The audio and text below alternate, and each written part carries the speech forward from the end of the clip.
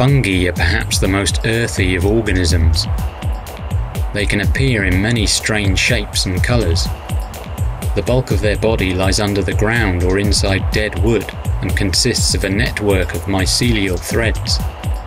What we commonly call mushrooms are the fruiting structures of fungi, which burst into the open air in order to distribute their spores.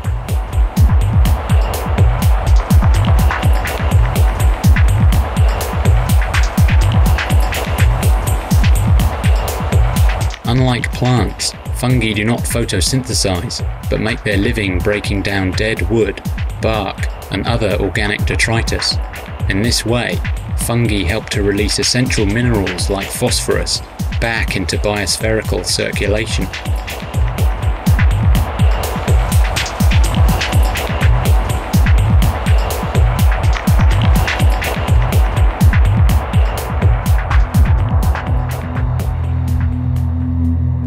Despite dwindling habitats, there is one kind of fungus which has managed to thrive by the wayside.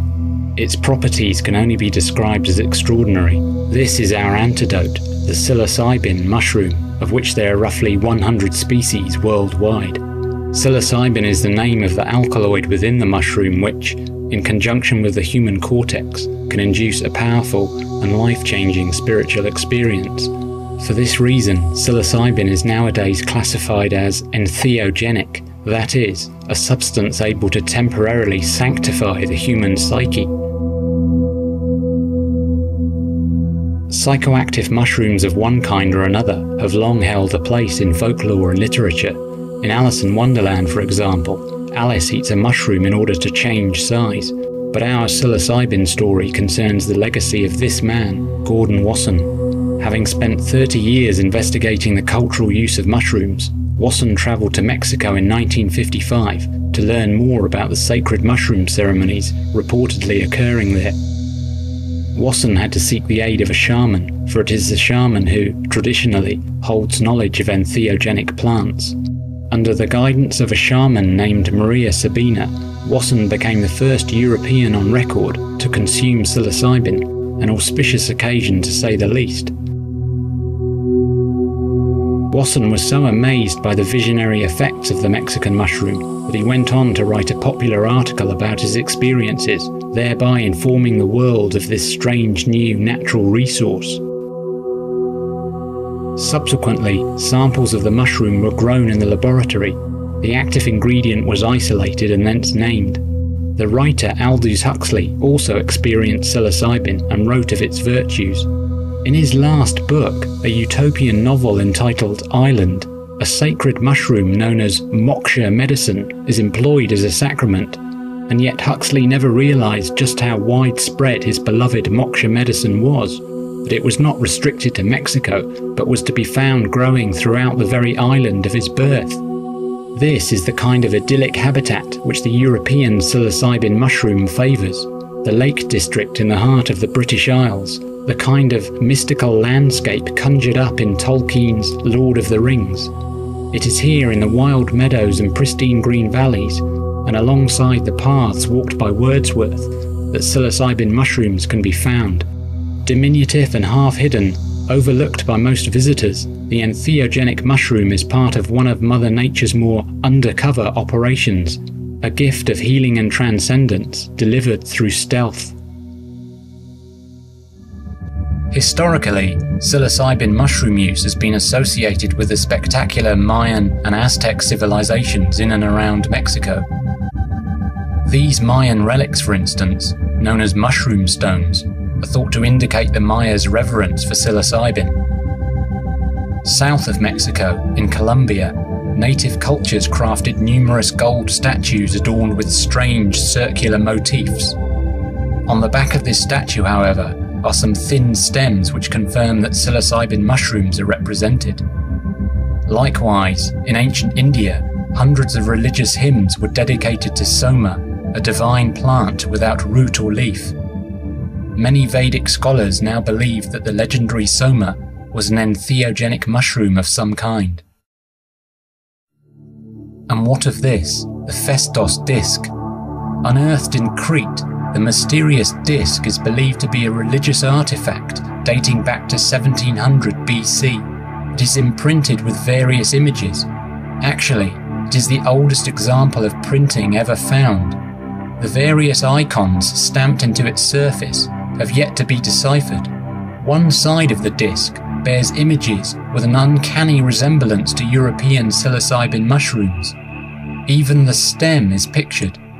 As yet, however, historians have failed to acknowledge and to investigate this compelling resemblance. Despite their illustrious role as a sacrament, psilocybin fungi remain illegal in many parts of the world.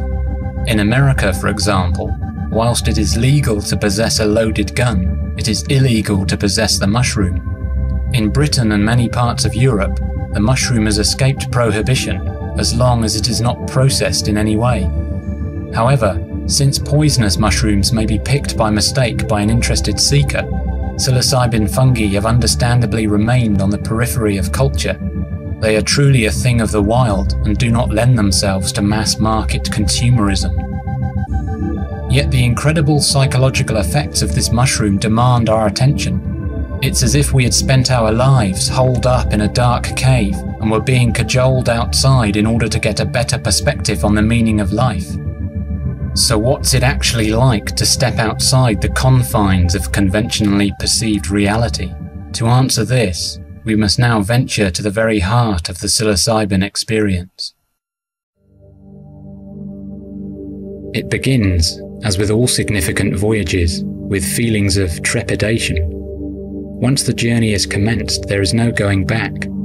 To consume psilocybin is to consume the truth, and one must be prepared to accept all that follows in the wake of the sacramental act.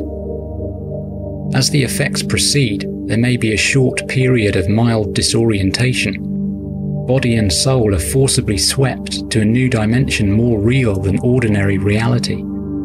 On the way, cultural conditioning is shed like old skin.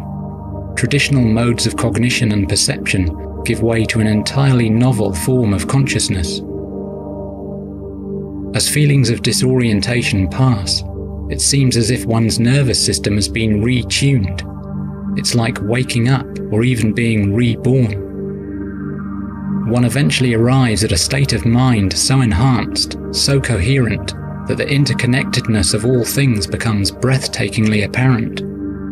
With eyes wide open, everything radiates fractal beauty. One is reminded of Tibetan mandalas, geometrical Islamic artwork, and the interwoven designs so prominent in Celtic art. With eyes closed, colourful visions unfold, so complex and so laden with intent as to suggest communion with a transcendental intelligence.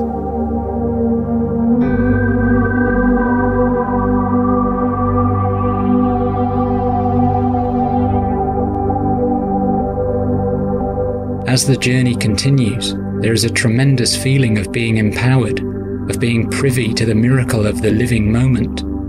Profound insights flow through the opened mind.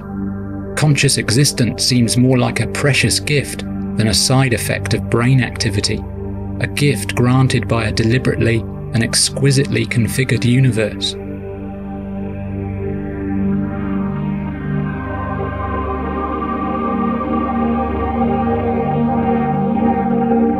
One is thrust deeper and deeper into the mystery of being.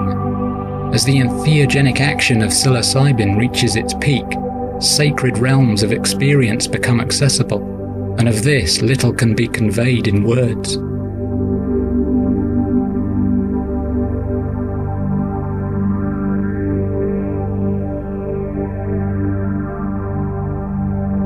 We are not alone and isolated. Nothing is isolated. We are each a uniquely evolving pattern of energy and information, born within a vast system of purposeful intelligence, which we call nature.